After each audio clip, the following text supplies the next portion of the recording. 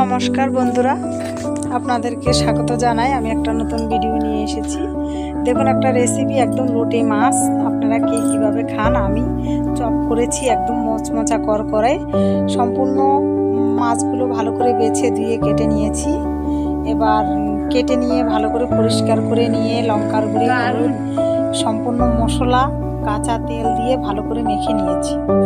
ভালো করে মেখে নিয়ে ওখানে পাশে একটা পাত্রের ভিতরে বেসন আর লঙ্কার গুঁড়ি, লবণ, হলুদ দিয়ে ভালো করে একটা ডো তৈরি করে নিয়েছি শুকনো শুকনো।